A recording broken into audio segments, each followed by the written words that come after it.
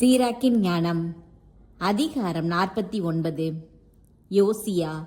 யோசியாவின் நினைவு நறுமணப் பொருள் தயாரிப்பவரால் செய்யப்பட்ட தூபக் கலவை போன்றது. எல்லாருடைய வாயிலும் தேனை போலும் திராட்சை ரசம் பரிமாறப்படும் விருந்தின் இன்னிசை போலும் இனியது. மக்களை சீர்படுத்துவதில் நேர்மையாக நடந்து கொண்டார். தீ நெறியின் அருவருப்பை நீக்கினார். ஆண்டவரிடம் தம் உள்ளத்தை செலுத்தினார். தீ நெறியாளர்களின் காலத்தில் வாழ்ந்த இறை பற்றுள்ளோரை உறுதிப்படுத்தினார். எரேமியாம். தாவீது, எசேக்கியா, யோசியா ஆகியோரை தவிர மற்ற அனைவரும் பாவத்திற்கு மேல் பாவம் செய்தனர். ஏனெனில் உன்னத இறைவனின் திருச்சட்டத்தை கைவிட்டனர்.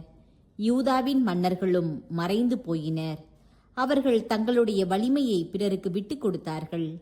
தங்களுடைய மாட்சியை அயல் நாட்டாருக்கு கையளித்தார்கள்.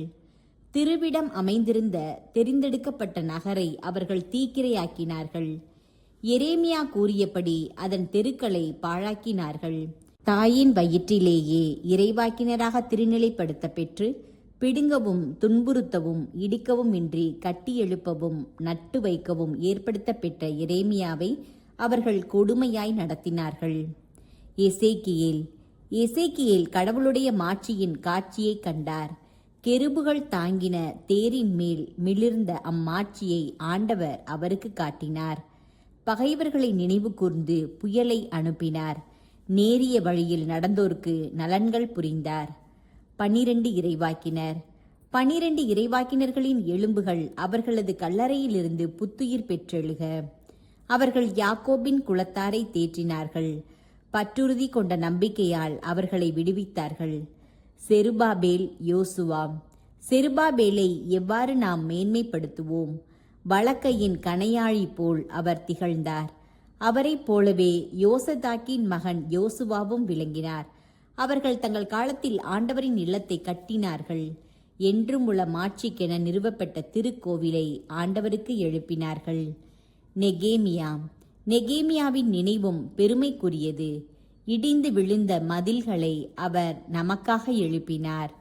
கதவுகளையும் தாழ்பாள்களையும் பொருத்தினார்.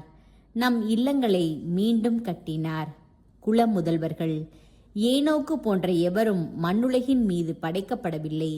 அவர் நிலத்திலிருந்து மேலே எடுத்துக்கொள்ள பெற்றார். யோசேப்பை போன்றவர் எவரும் பிறந்ததில்லை.